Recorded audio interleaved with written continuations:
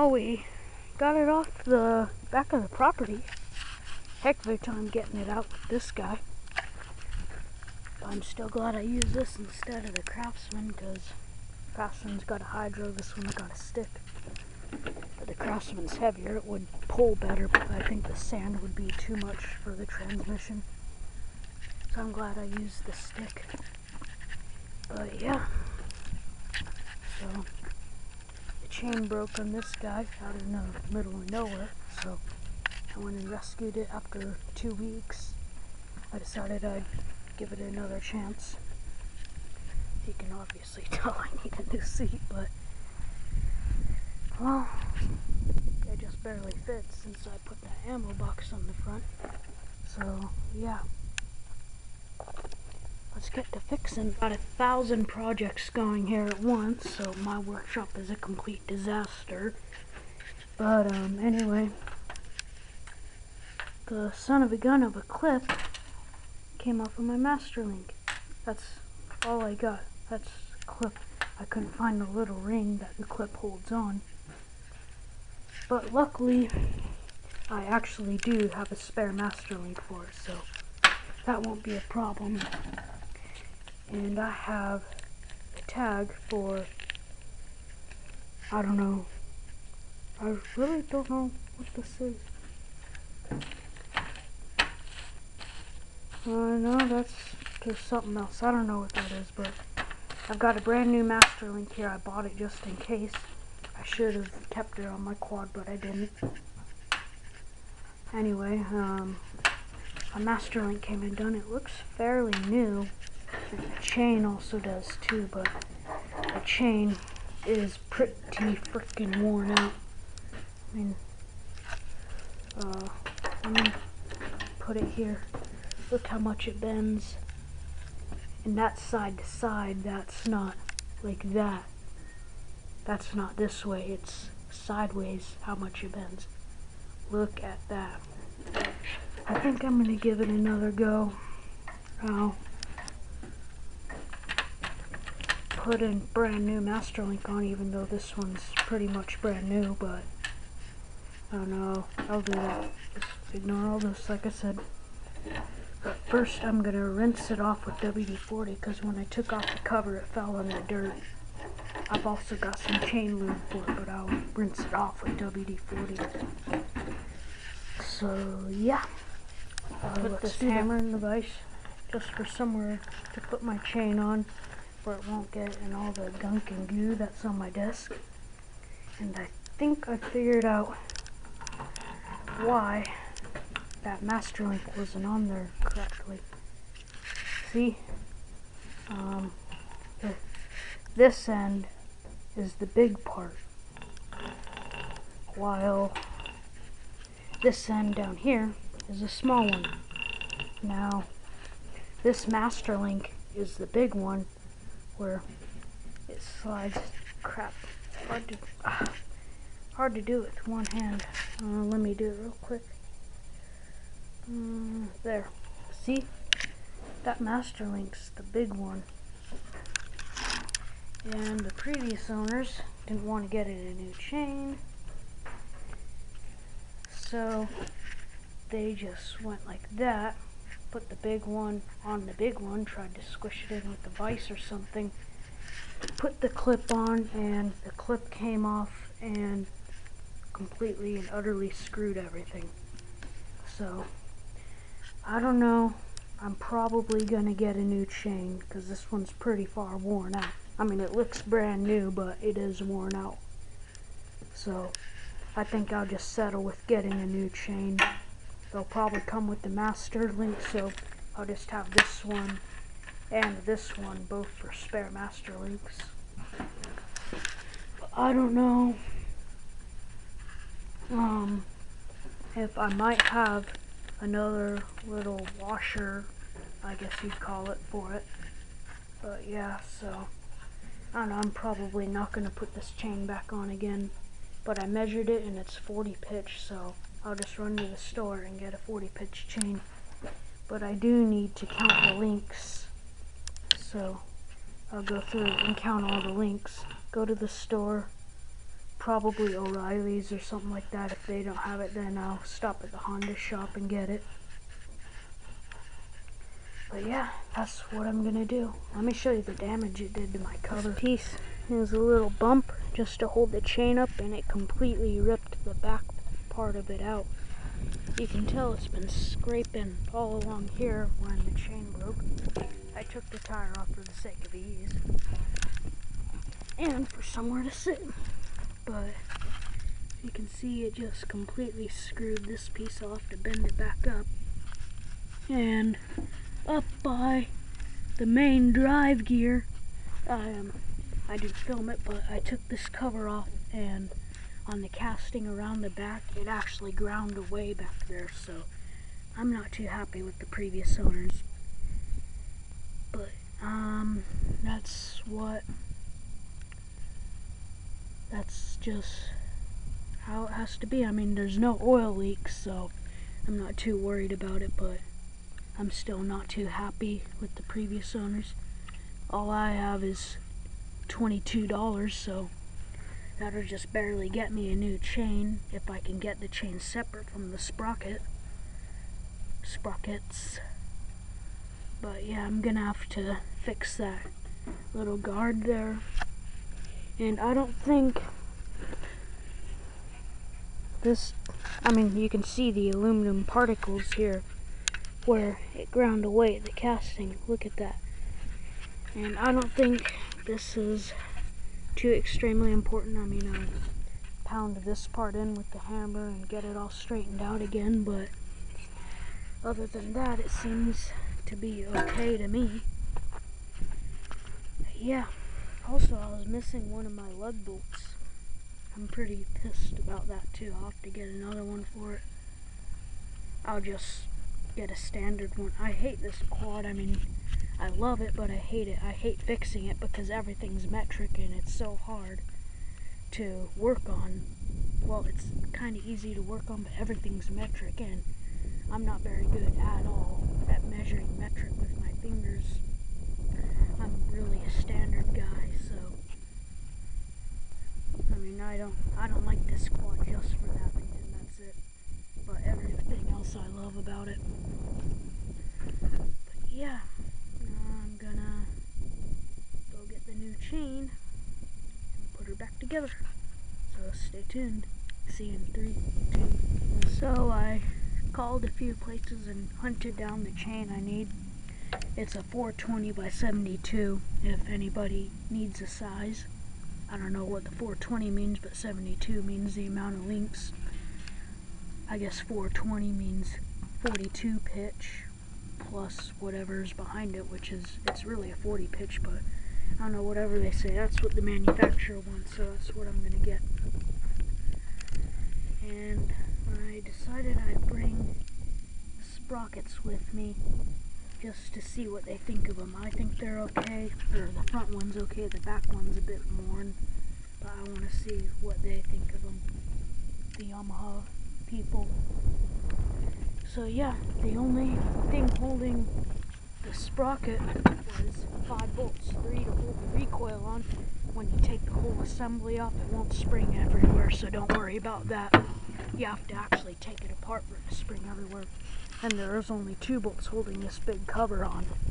So it's very simple to take that off and nothing's gonna fall down.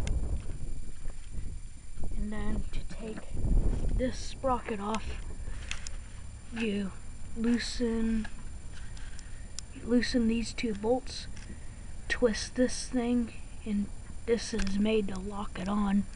You twist the little washer thingy until it lines up with the gears, pull it off, then pull the sprocket off. It should come off just fine, but mine was a wee bit tricky. And then this guy, I'll show you how to take it off. First you gotta take out the cotter pin, and then you have to take off the nut. And to take off the nut, you have to lock up the tires. And what I'm gonna do to lock up the tires is hit the brake, because my brakes are really good. So I'll use the brakes to lock up mine.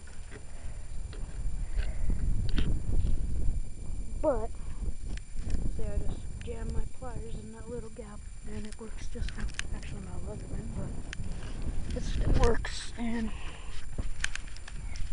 it will normal threads. Ooh, she's on there good. Not rusted though, because that nut looks just fine, so I'll play with it until I get it off, but that's how you take it off. I'll take off the nut then. When I get it off, I'll show you what to do after. So yeah, I cracked the nut loose and it actually wasn't as tight as I thought. I just couldn't get it with one hand.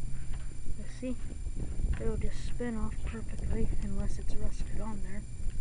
But the last time I had this off, working on this stuff, I put anti-seize on it. So after you take the nut and washer off, this will just slide off. Make sure to keep it clean or you'll get dirt and crap in there. Put it up there. And this guy is just loose in there. He just slides off like that.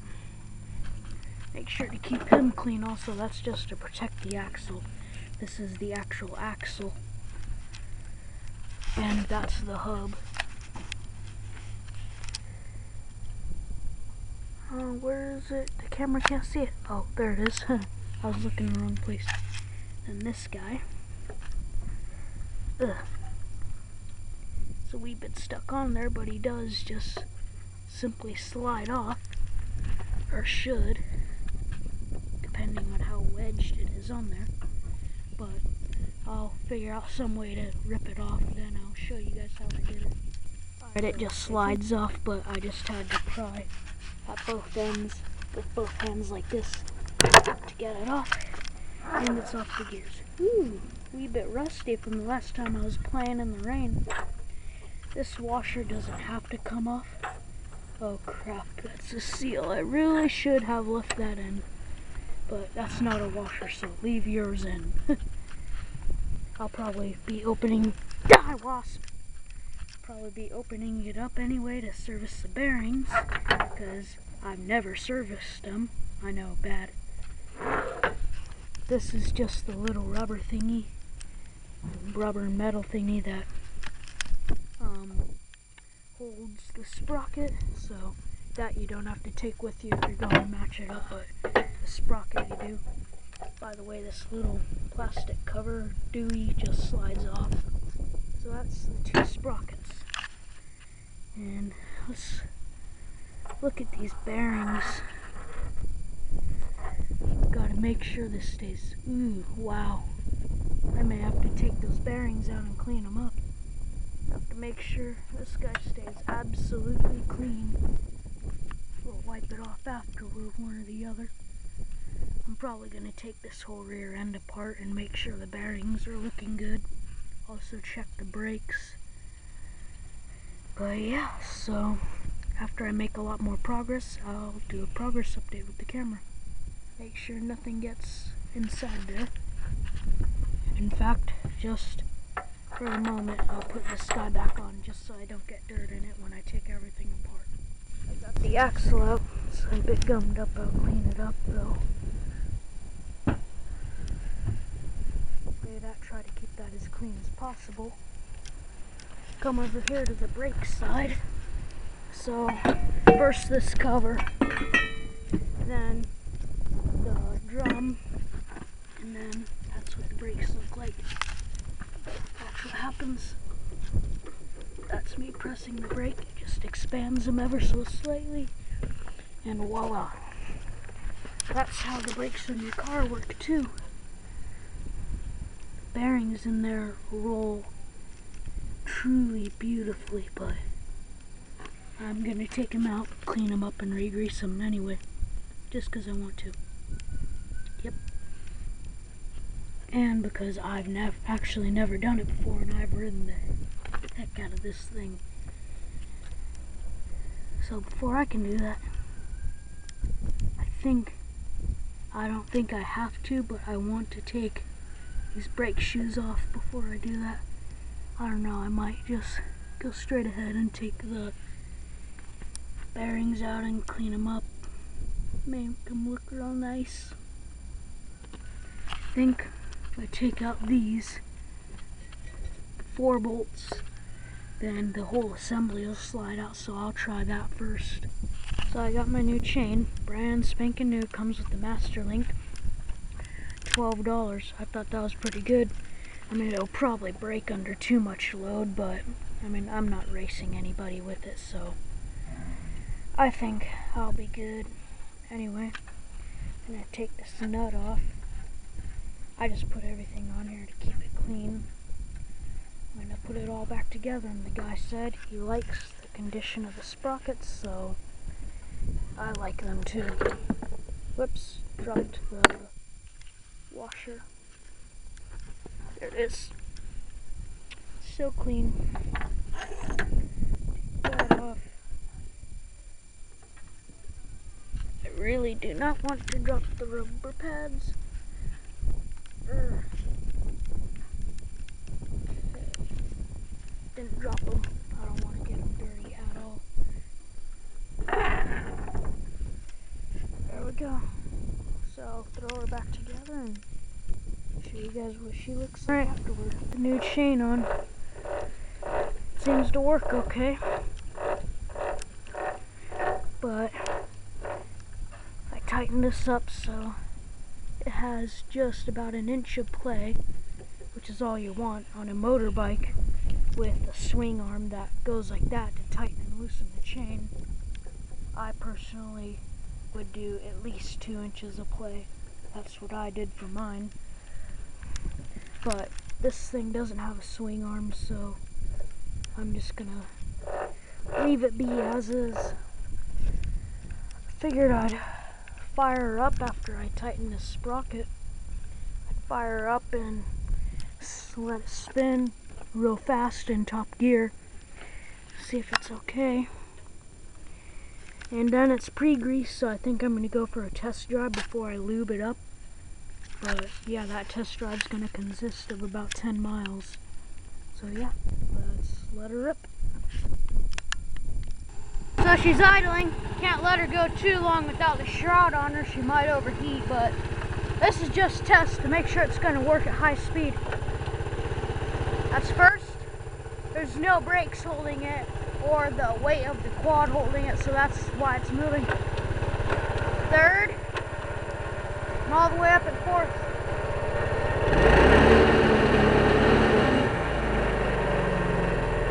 No, it doesn't seem that fast, but when you get a tire on there that's out here, it goes real quick.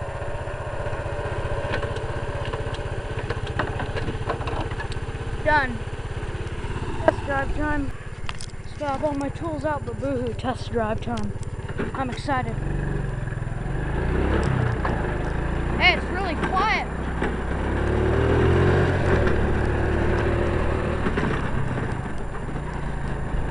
It's really quiet without that chain rattling.